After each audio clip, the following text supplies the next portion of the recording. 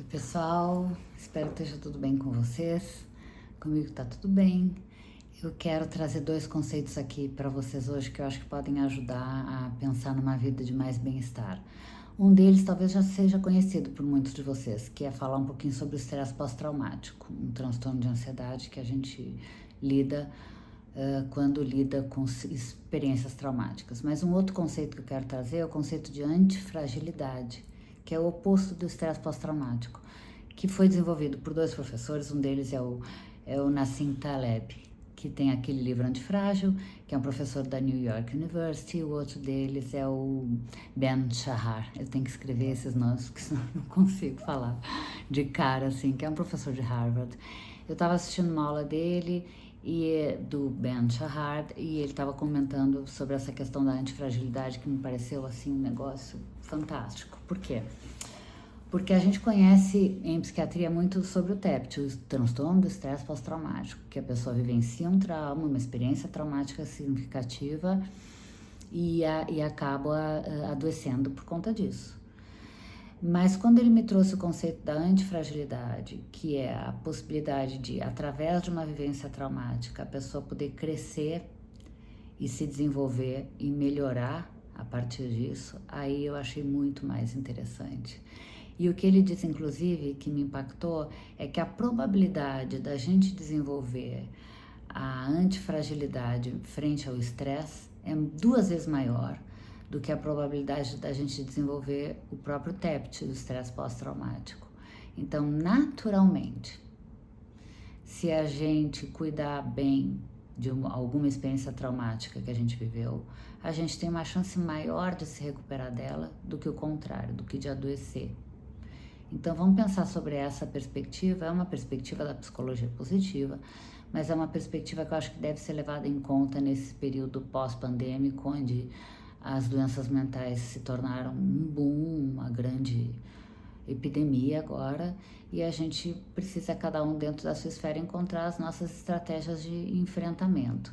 E por que enfrentamento? Porque uma das grandes ferramentas da antifragilidade é você enfrentar o estresse.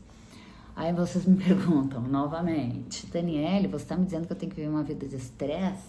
Eu vou dizer, Tô dizendo que o estresse faz parte da vida, sim. A grande questão aqui talvez seja como lidar com esse estresse. Então vamos lá. Ele faz analogia, eu vou fazer aqui copiada dele também. Da analogia da academia, de você ir lá fazer musculação, estressar teu músculo, ele reage de forma inflamatória e ele depois devolve isso sobre aumento do tônus muscular, aumento da atrofia muscular, aumento da massa muscular e da sua força.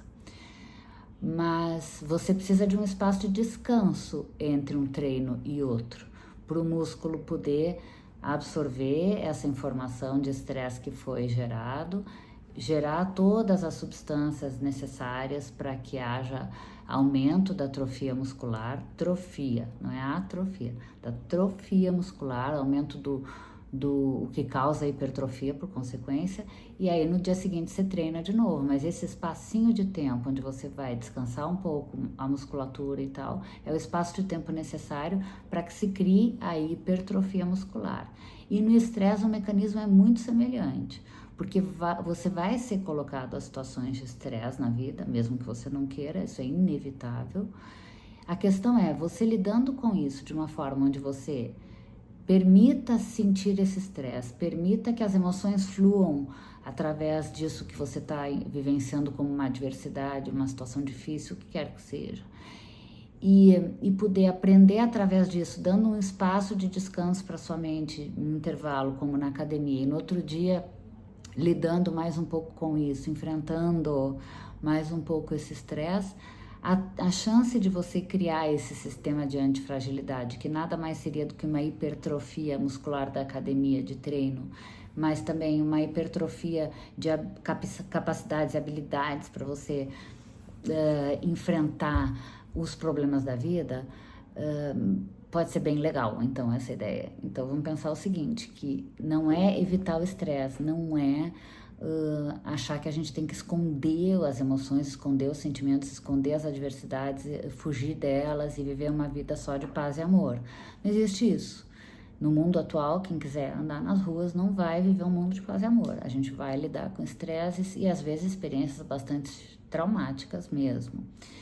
Então, bora pensar nesse sistema de enfrentar o estresse, lidar com as emoções subjacentes, deixar que elas venham para nós, porque o Jung já dizia, tudo que a gente persiste, resiste e fica na gente. Então, em vez de evitar entrar em contato com as emoções, eu tenho falado isso o tempo todo, é o contrário, é entrar em contato com as emoções, vivenciá-las, experimentá-las, ainda que doam, ainda que sejam desagradáveis, mas na certeza de que ao enfrentá-las a gente é muito mais capaz de se tornar forte do que fraco. Ao contrário, se você não enfrenta, se você foge, se você acha que precisa apagar, abafar qualquer sentimento desagradável que você sinta, a chance de que ele persista e aumente até é muito maior.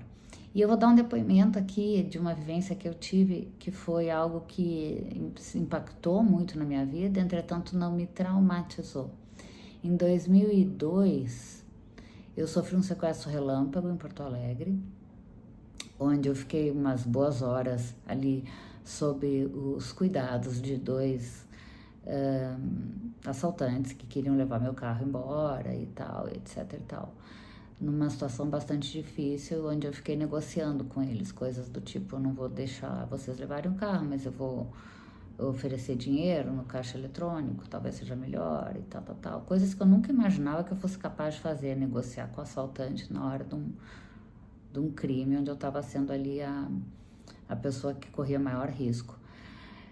Enfim, eu me saí felizmente bem dessa situação ao fim de algumas horas e consegui voltar dirigindo o meu próprio carro para casa. Eu entreguei um dinheiro para eles, mas voltei com o carro para casa, que eu considerei um tremendo sucesso, assim, em termos de investimento. E no dia seguinte, eu percebi que eu não conseguia sair de casa, não queria sair de casa. Não havia nada que me conseguisse fazer pôr o pé para fora. Era uma sexta-feira santa e eu me dei o direito de não pôr o pé para fora de casa. E aí eu acordei no sábado, no dia seguinte, e aí de novo eu não queria pôr o pé para fora de casa. Eu tinha medo, muito medo. Eu achava que eles iam me encontrar em todas as esquinas, eu achava que eles estariam me esperando lá na porta do hospital onde eu trabalhava, onde eu precisava ir, inclusive, para ver os pacientes que eu tinha internados na época. E quando eu me dei conta de que era o segundo dia consecutivo onde eu não estava conseguindo enfrentar o medo que eu estava sentindo daquilo que eu tinha vivido, eu falei, opa, ou eu tomo alguma providência ou eu vou desenvolver um estresse pós-traumático. E o que foi que eu fiz? Eu me dei um alô para todo mundo, falei, olha, não me procurem nas próximas horas que eu tenho uma tarefa para cumprir.